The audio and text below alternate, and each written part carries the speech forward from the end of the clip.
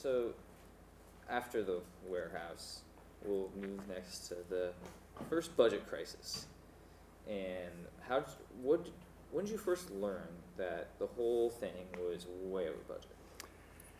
In design, there's 3 phases. Schematics, which is kind of the plan, design development, which is about a 35-40% design, and then construction documents when you're ready to bid it out. We were at schematics, 15% design. And always at the end of each phase, you do a new budget. You have the contractors take a look at it and give you all those pieces add up the cost. It was $30 million over budget. So I said, we can't do this. It'll never fly. We went back, got the architects cranked up, make some changes, let's get it so we can afford it. And we redid the schematics, maybe got a tiny bit more, and I said, let's do another budget estimate. We were $32 million over budget. So I said, oh my God. There was no way that we could build a great ballpark without that 30 or 32 million. So I went and told Herb about it, and I said, Herb, we got a problem. Because when he hired me, he said, Bruce, here's the truth. We got plenty of money and plenty of time for this project. So I said, oh, great, that's a good start, right? Well, it was a tight schedule, but even worse, it was not a good budget. We would never have had the Orioles happy, the community happy. Anybody wouldn't have been happy if we took $30 million out of that project. So Herb and I went to see Governor Schaefer. I only met him once before. He had approved me to get hired, and it was 5 minutes. So this time, we walked into his office, and he was sitting in a big chair, big tall back on it. And he said, the governor said, gentlemen, nice to see you. What's going on? Herb said, you tell him, Bruce. So I about slithered out of my chair, but I said, Governor, if we're going to build the building that you want, we're $30 million over budget. And I said, I don't think we can do it unless we get the money. So he was in that big chair, and the chair rocked back. He was looking right at the ceiling. I couldn't see his face. And he rocked forward, and he was as red as he could be. He said something about, I'll get you the money, but don't you dare come back and get out of here. That's what he said to us. So Herb and I picked up and ran. That was Thursday or Friday. On Monday, we'd heard that he'd got money for us. We were all set. So I cranked the team up, and we got rolling with that design. And it was going good until we came into one snafu with the Orioles. There was concrete in some of the, not up top where you can see the big towers and all that, but in the concourses, some concrete framing. And they looked at that and said, we don't like it. That's not old-fashioned intimate. Our construction managers said, it's a lot cheaper. If we go to steel, it's going to cost more. The Orioles disagreed. We had a second opinion, and it turned out we could do it with steel at the same dollars. So we got a structural architect down in Miami, Florida, to make it steel where it wasn't. Best thing we ever did. That's Lucchino and his team again. He held everybody's toes to the fire for that old-fashioned intimate ballpark like Fenway or Wrigley, with their steel frame all the way. So we made that change, nicest thing we ever did. The only thing I remember is some of that steel had wet paint on opening day, and we had to pay for some dry cleaning because people bumped against it, but it was fabulous. So we've heard that there might have been kind of originally supposedly a second level of suites in Ken Yards that was part of the original. Eli Jacobs. We were in Memorial Stadium at a design meeting 1,000,000 years ago, and we had a model of the stadium. I think it had an extra row of suites in it or something. It's a long time ago. And Eli Jacobs, who's not a sports guy really, he owned the team. He's not a construction guy. He looked at that model for about 30 seconds. He says, it's too high. It's too high. Joe Spear, who was the designer, was there. He said, well, the only way we can make it not as high is to take a row of suites out. And I can't remember if it was anything else. But that man, that was kind of interesting, that he could just glance at that model and see that, and he was right.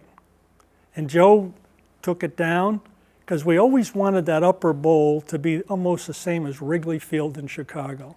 Very nice to sit in, you're not too far away. It's not so steep that you're afraid to fall on your face. And by lowering it, the higher it is, the more steep it's got to be. When you lower it down, you can bring it down a little bit. So that's how that was dealt with anyway. It was kind of interesting. Did you have, after the whole first budget issue, the $30 million, did you have any other? No, we never, ever again had a budget problem. We worked hard to keep it that way, but because a job like that will creep on you if you don't watch it.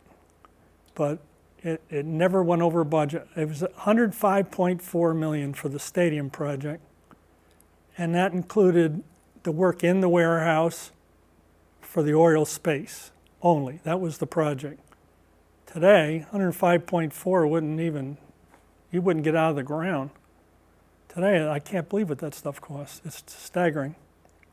What was the timeline like for you to build the stadium? Was the target date always opening day 1992? There was something in the lease, I believe, with the Orioles that if we didn't open on opening day, we owed them something like $1 million a game for liquidated damages. Yeah, sorry.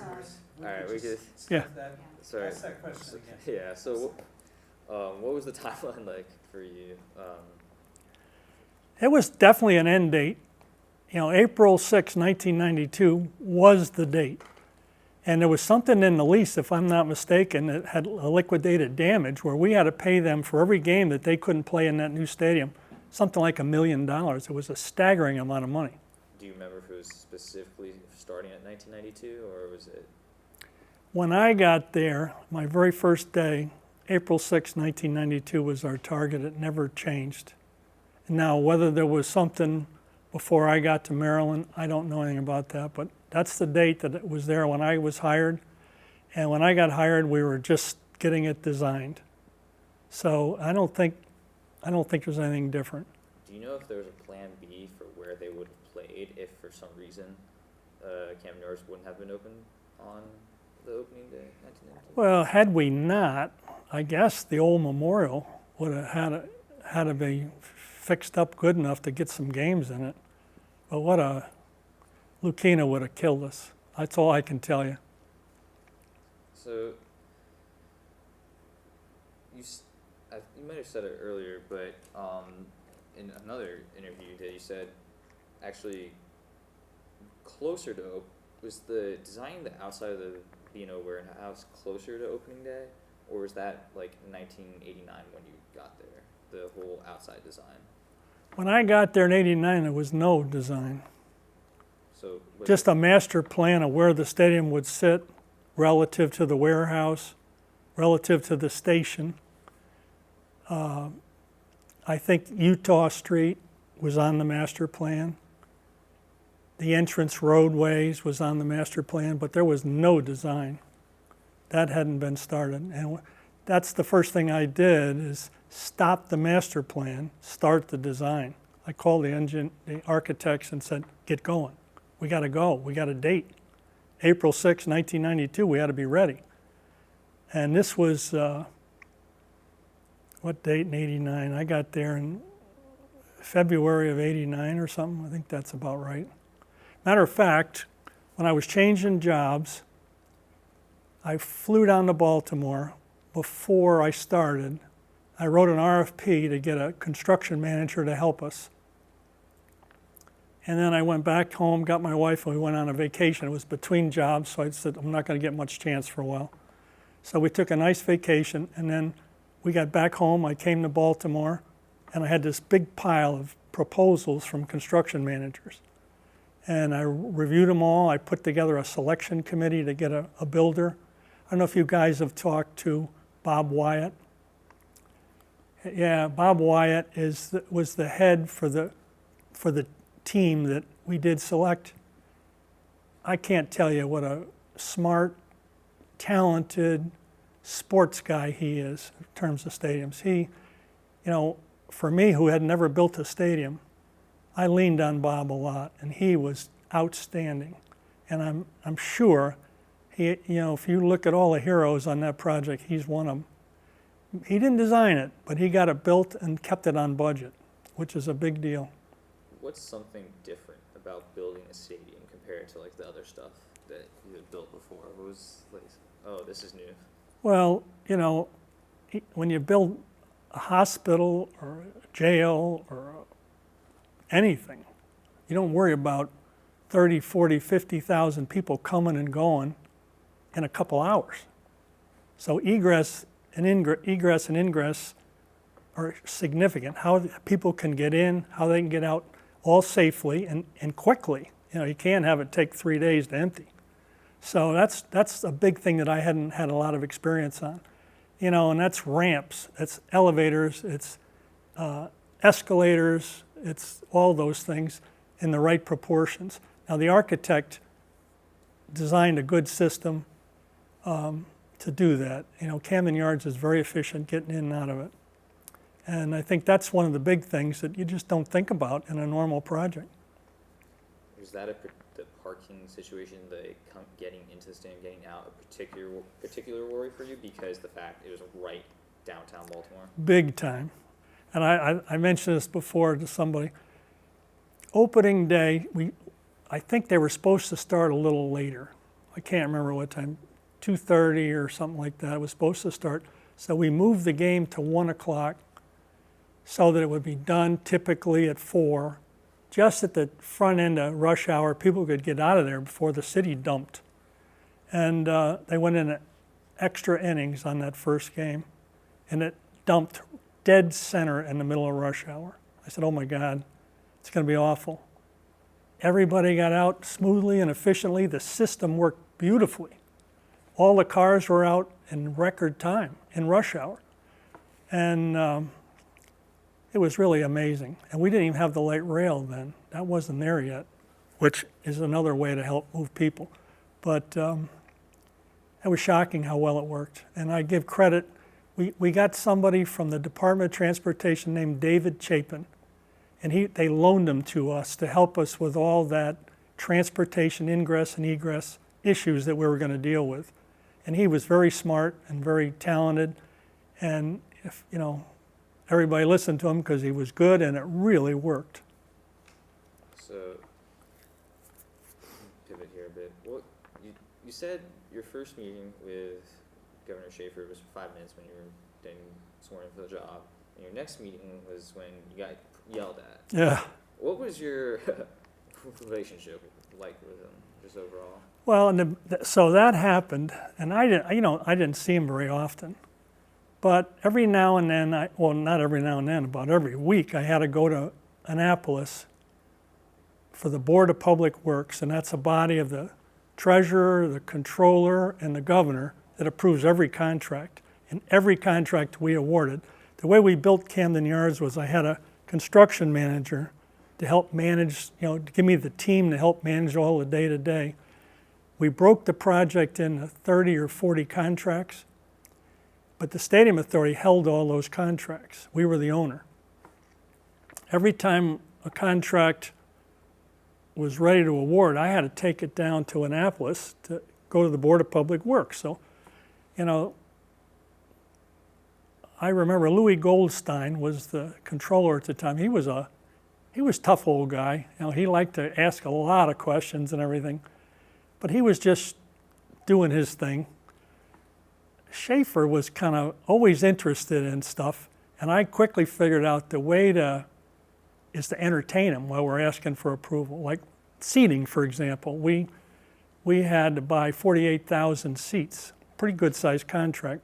So I brought some seats down to the Board of Public Works. I said, this is what we're going to do. I was sitting in them, right like I am right here with you, right in front of the big desk where those guys were, and I'm sitting in one of these seats. Next thing I know, the governor's up. He came and tried it out. Louis came around, Louis Goldstein, and I got the contract approved, obviously, but there was a million of them. You know, there was all the plumbing and electrical, and so I tried my heart out to find something to entertain them every time, not just a boring contract story. If I could bring something with me, I always did, and it worked. They enjoyed it, and what I really liked is, I won't say we were friends, but I could tell we had a relationship with all three of the members of the Board of Public Works, which is critical. If they're not in your camp, you can't function. Did you ever have to tell them bad news again after the being over budget? Nope, never did. I never had one time that we were over budget that I can remember ever again. So, and not only was it the governor and Louis and Lucy Mauer, the treasurer, General Assembly was on my backside all the time too. There's a lot of state money there, and I had to go to the Budget and Tax Committee and the House Appropriations Committee regularly to update them. And and they were happy. Every time I went, I had a good story. We're on schedule. We're on budget. It's all I want to hear. And the fact that the building turned out so great that was a little gravy on everything. Were you ever in a position while during the building process where maybe the General Assembly wanted something, Schaefer wanted something, or the Orioles wanted something, but they're all kind of something different, or were all the visions? Oh no. It seemed like, I've kind of forgotten it now, but there was a lot of tension between the Orioles and the Stadium Authority. The Orioles are getting this stadium, and they want everything in it, every bell and whistle. They want it to be as great as it can be. I want that too, but I got to get it paid for. And it would have been easy to let them take a little control. Next thing you know, I got a $10 or $15 million problem. It could happen in a heartbeat. So there was always a little tension with the Orioles and us, always friendly, but it was always there. The General Assembly, I don't remember that so much, other than they wouldn't have liked it if we went over budget. They'd have been a little cranky, I'm sure. But I didn't have to do that, thank God. Knowing that there was a little tension between the Orioles and the Stadium Authority, how did you kind of communicate with your side and their side, just maybe to ease tensions, or just like, all right, this is what it's going to be? The tension was healthy. It wasn't disruptive, vindictive, or anything like that. It was the Orioles wanting a special project. So from my side, how can you argue with that? I wanted that too. That's a feather in my cap if we come up with a beautiful project. So that tension was there all the time. I remember even we had to have a lease between the Orioles and the Stadium Authority. Well, Lucchino, he was a high-powered lawyer for a long time. He was with Williams and Connolly, one of the big Washington firms. So he decided somehow that we would start negotiating our lease at 9 o'clock at night.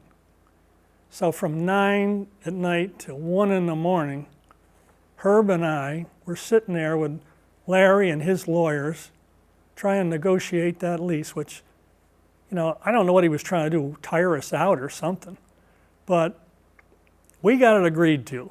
It wasn't always easy. It got downright bitter at times on that subject. But I can tell you, and in the end, I learned to really love Larry. I did. He was tough during building, but I knew why. He wanted to be proud just like everybody else did. So, but there were times it got a little rough with them. It's the way it is, I guess. Do you remember what about the lease was the argument? Oh gosh. It was about a 190-page document. I'm struggling to come up with any specific details now. It's just too many years ago, but there was a lot of stuff. I don't think it was any of the big things like revenue sharing. The Stadium Authority got a percentage of advertising. I think we got a percentage of tickets. We got a percentage of several of their revenue streams as rent. And that rent went into a pot to help pay off the bonds it built. I don't know if we ever collected enough to pay them off, but other things like ticket taxes that we got and stuff made it work. But I just don't remember the details of that lease negotiation. I'd be lying if I said I did. I don't. It's too many years ago. It's like 35 years ago. What was it like working with Larry? Like, besides all that and, like, in general, what was he like? Well, he was smart as a whip. He was determined as could be. But here's what I remember about Larry, not back then as much. We had a 25-year anniversary of Camden Yards. So I talked to Herb and I said, let's see if we can invite as many people back and have an event. I think more than 100 people came back, including Larry, who was at a college reunion up in Princeton, I believe. And I said, Larry, this is when we can't hardly find another time to do this get together. He said, all right. He says, I'll sneak out of my reunion and come down, because it wouldn't have been right without him. We had over 100 people. Some of the builders were out in California then. They came back. The whole design team came back. All the building partners came back. It was unbelievable. We had a big party on the Inner Harbor somewhere at a building across the harbor. I can't remember the name of it anymore. And then then the next night we went to a game. There was tours of the ballpark. We had a game and the Orioles gave us their suite. We had the governor's suite. We had 3 or 4 of them right in a row. So everybody was able to go to the game. And Larry was as charming as he could be. And he was proud, like I said before. And, he was tough. He was tough. But he did it for the right reasons. And I don't hold it against him. Yeah. So there's I don't know if you quite know this, but you might. But when we talked to Alan Rifkin, he said that the name of the stadium. Oh, I remember that. That Schaefer wanted it named after him. Did you feel that too? No, I never heard that so much. We wanted to call it Oriole Park. And no, we wanted to call it Camden Yards, excuse me. The Orioles wanted to call it Oriole Park at Camden Yards. Had something to do with franchising the name so that they could get some rights from that. And I don't remember, if that's true that Schaefer wanted it named after him, I don't remember that. However, I remember either before we opened or not too much after, Schaefer Circle or something is right in the front of the building. And it's a beautiful plaza right out there, and we put Schaefer's name on it. And I remember he coming to it and being very happy and very proud. And he sent me a real nice letter on that one too. I remember that, how happy he was with Schaefer Circle. I don't remember him wanting his name up top. It could be, I just don't remember that. Well, was there actually a big fight over the name of the stadium between Oriole Park It didn't get to be a big fight, but it was another one of those, activities that we disagreed on. Oriole Park just seemed better. I mean, Camden Yards seemed better. But, everybody calls it Camden Yards. It doesn't matter. It is on the sign up top. It says Oriole Park at Camden Yards, but everybody calls it Camden Yards. So it wasn't enough to lose skin over something like that. So we talked about the governor, the General Assembly, the Orioles. Where did the mayor of Baltimore, Kurt Schmoke, fit into all of this? He, in my opinion, was not a big player in the design, master planning, or construction. But it's his city. And we kept him very informed as to what we were doing, traffic patterns and all that kind of stuff.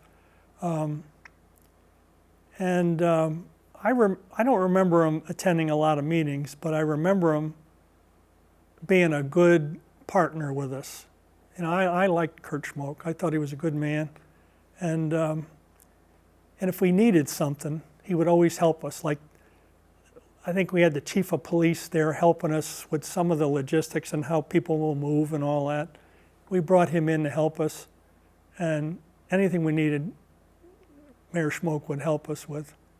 Did he have any comments for like about traffic, or was he kind of really hands off? Hands off, I would think, and it turned out so good that I don't think he ever complained that I'm aware of. Yeah. So, kind of moving towards opening day, what were you doing on opening day? I was walking around the stadium trying to make sure everything was ready.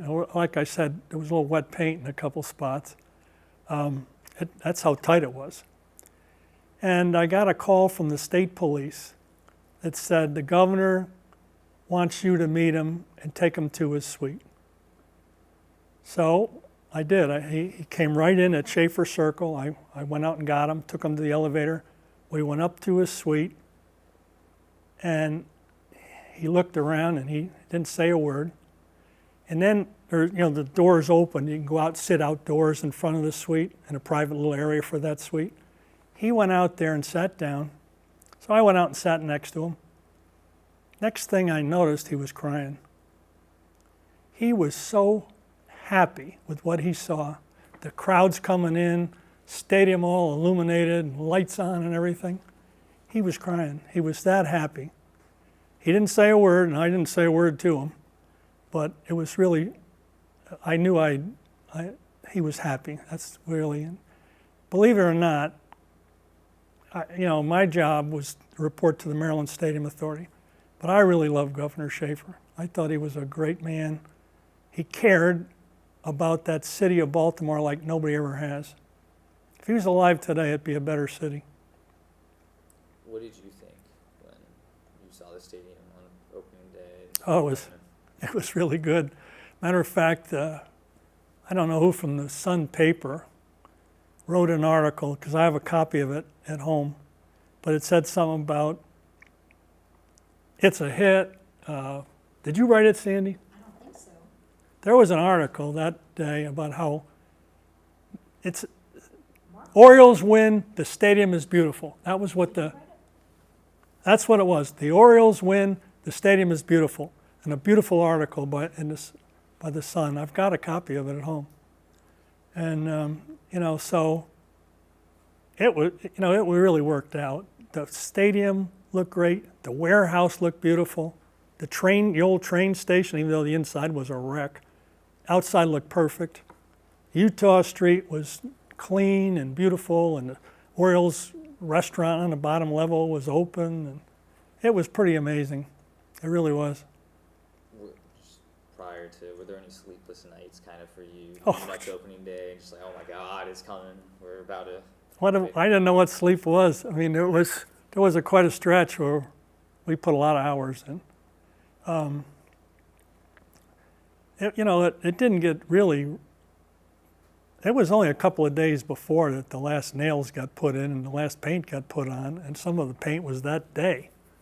So of course I worried, but there was nothing that would stop us from opening.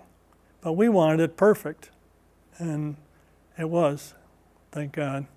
Did you have to explain to the Orioles brass, Lucchino, or Governor Schaefer, oh, we're still building it right until opening day? No, well, Schaefer didn't know. Lucchino, of course, knew everything. He was, his office was right there, and he was wandering around. But, there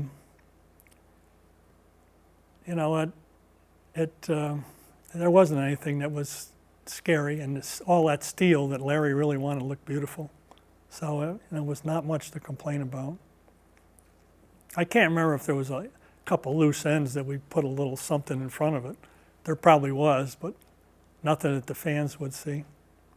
On opening day, after being with Schaefer, did you sit with him in the governor's box? Yeah, I stayed there really most of the game, and just till he was ready to leave, which was, I think he stayed the whole game.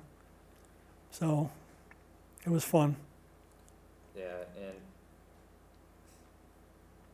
after opening day, was there just a big sigh of relief for you? What was it just immediately after opening day? Well, I'll tell you what happened. I got it done.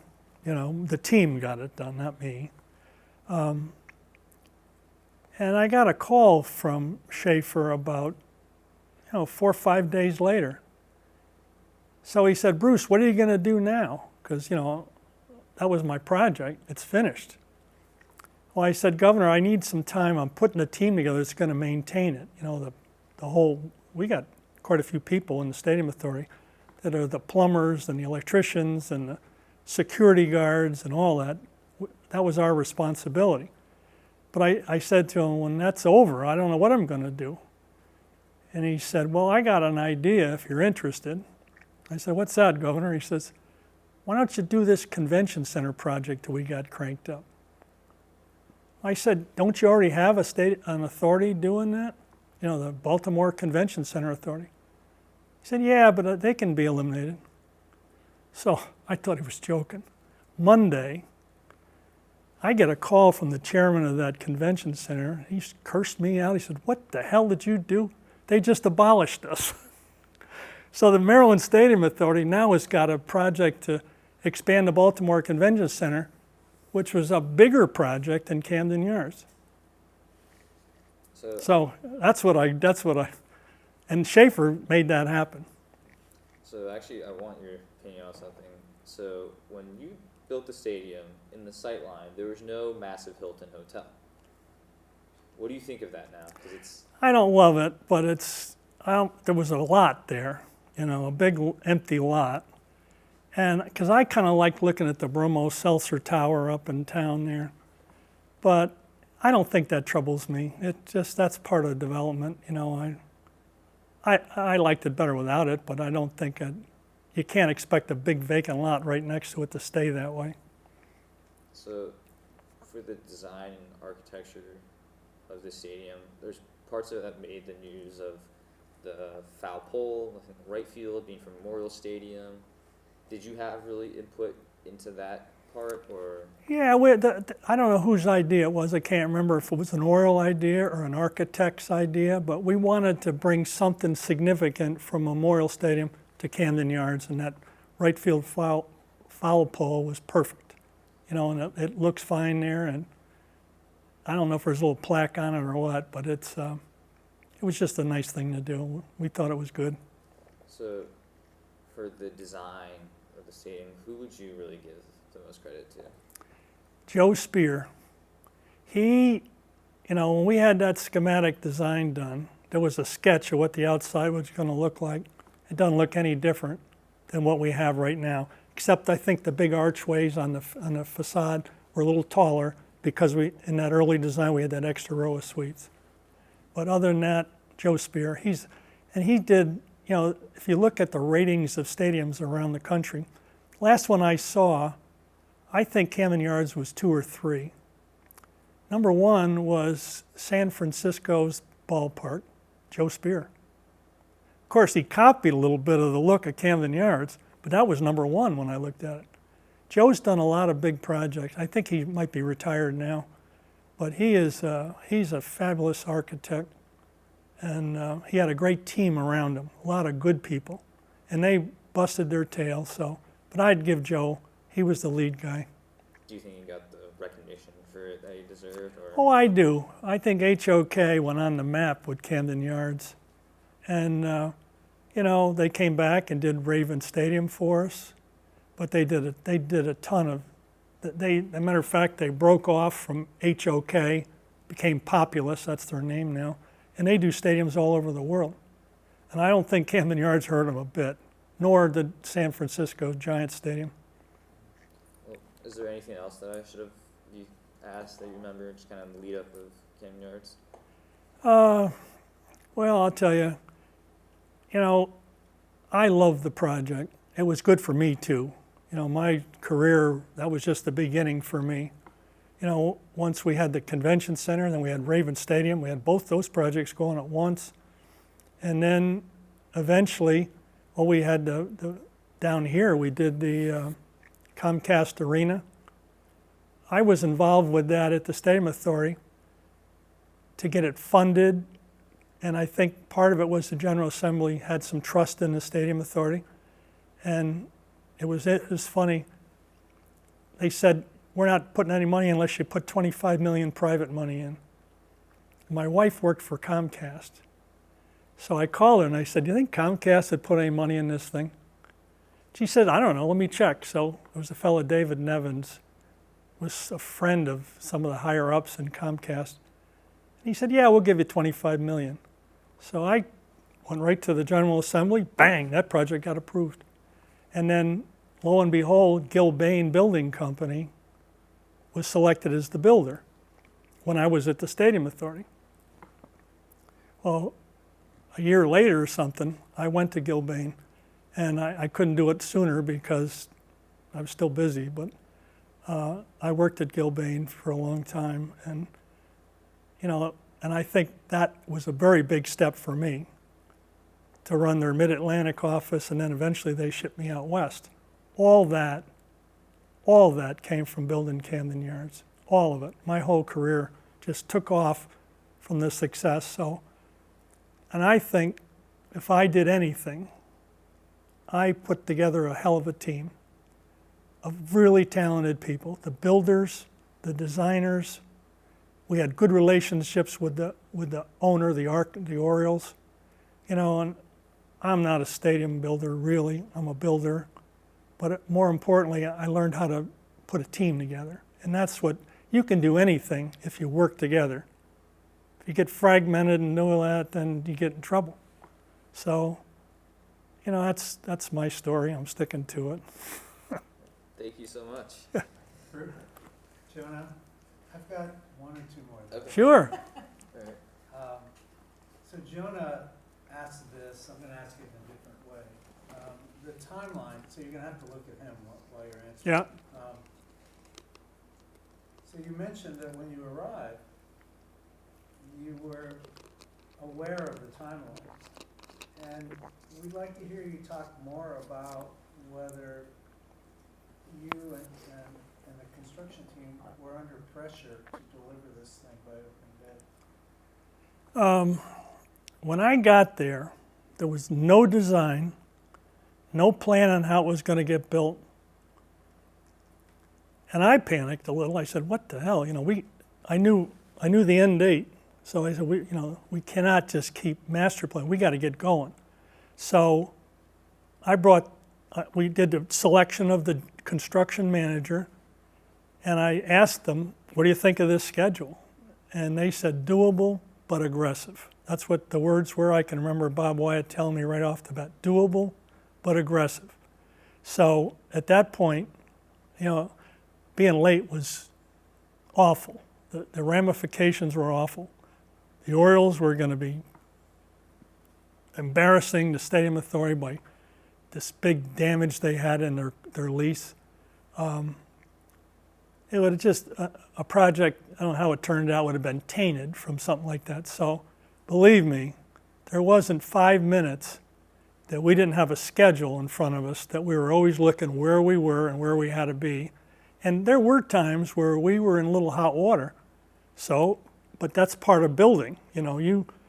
One of the subs gets in a little trouble, something, the condition is different than you expect, they fall behind. Well, sometimes all the subs behind them need that one finished before they can start.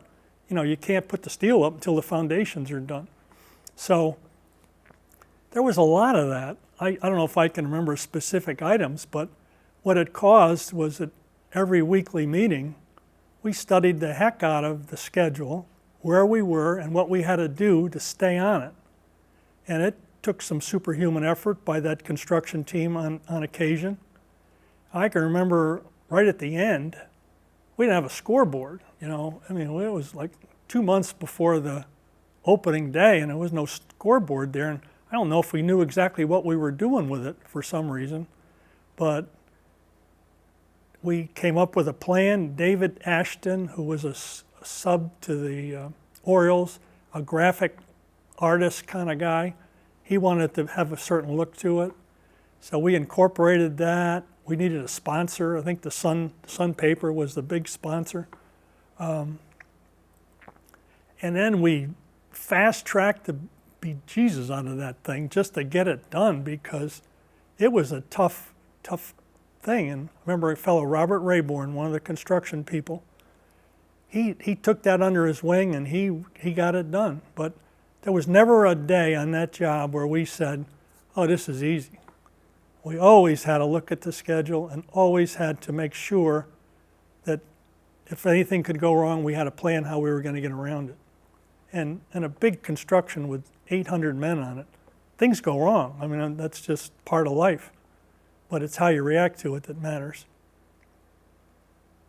We've talked to 25 people about the warehouse, what their feelings were 35 years ago when people started talking about the warehouse. And again, Jonah talked to you at length about the warehouse, but what about you? When you walked into that meeting and you heard the pros and cons, what did you think about the warehouse? You know, I had seen it. I had seen the warehouse. But I can honestly tell you, I didn't know a detail about it. It was my first day. I hadn't been in it. It looked ugly to me. I remember that. But it's unique. At some point, it was the longest, narrowest building on the East Coast. 51 feet wide, 8 stories tall above ground, and 1,122 feet long. I remember it like it was yesterday, and I said, holy mackerel, what are we going to do with all that building? So, at that meeting, I didn't realize all the issues we were going to have to deal with, the rotten wood on the south end, the windows, the mortar, but it just seemed like a building we shouldn't be tearing down. That's my gut instinct. We shouldn't be tearing that down. And when I left the Stadium Authority, it was full of, every square inch of it had a tenant. I don't know what the situation is now, but it generated $2.5 million a year in rent. So, I could see the plan was a good plan, and I think Camden Yards without it would not be as good as it is with it. I believe that. I can't honestly say on that first day I knew that, because I didn't, but the more we worked on it, the more we all agreed we did this right.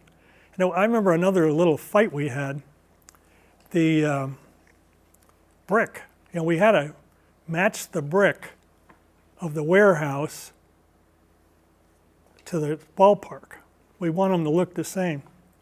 So the architects ordered a brick, and the governor said, I want brick out of Hagerstown, Maryland. I don't want you going around the country buying, I want that brick coming out of Maryland.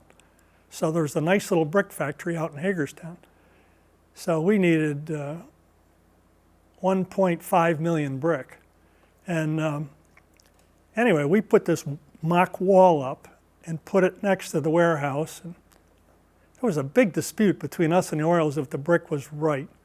So we built another one, and we couldn't get them to agree with it. And I remember I said, I don't care anymore. Order the brick, or we're not going to have the stadium done. That got to be a little bit of a fight. But that brick is perfect. And the architects said it would be, and it is. So I remember that fight like it was yesterday. That was a bare knuckles one for a little bit, but we couldn't wait anymore. You don't get 2 million brick or 1.5 million brick in 2 seconds. They got to make them. One more. I'd like to hear you talk more about Herb. So, someone who had never met Herb Belgrad, how would you describe Herb Belgrad? I loved Herb Belgrad. I thought he was the best man I could ever hope to work with. He was my boss, essentially. And he knew nothing about construction. And every now and then he would give me his opinions, and I would tell him, Herb, that's not how it works. And he trusted me to do it the right way and get it done on budget. And I couldn't have had a better authority member. He didn't have a big ego. He didn't have to take credit for everything, but he should, because he's the reason the project got done. So, I just loved Herb. He He's the guy that got me there. He's the one that convinced me that was the job I should take. And he supported me at 100% every single day of the time I was there, and he was chairman, every single day. I have a question. Oh, wait, don't, No, no? So if you would expand on the name a little bit. So Oriole the Park at stadium- Camden Yards? Yeah, so the stadium is done, but there's no name for the stadium. Yep. So could you talk a little bit about that? Like you're sitting there waiting for them to make a decision? You have to put a name on the stadium. Yeah, I remember exactly. Yeah, you have to look at Jim. Oh, yeah. Yeah. When it came to naming the stadium, I think the Stadium Authority in general really wanted to call it Camden Yards. It just seemed quaint, old-fashioned, perfect. The Orioles wanted to call it Oriole Park at Camden Yards. And I do believe they wanted the name Oriole in the name. There was some legal benefit or something. And we argued a little bit about it, but in the end of the day, as Stadium Authority members, it didn't matter to us. It's just not that big a deal. And you know what? To this day, everybody calls it Camden Yards. You never hear anybody say Oriole Park at Camden Yards. It's Camden Yards.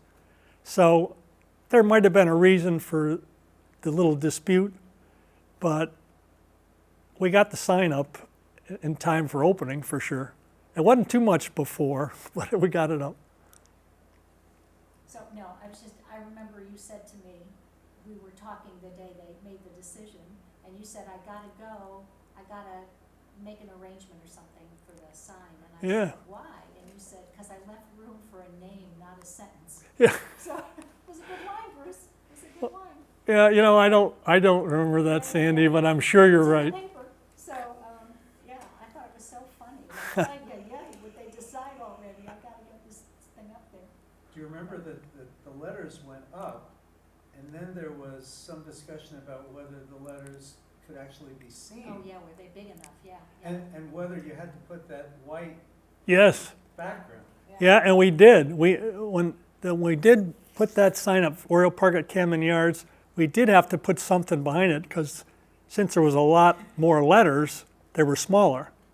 And that made it stand out so that you could read it from a distance. Otherwise, it did kind of hide a little bit up there.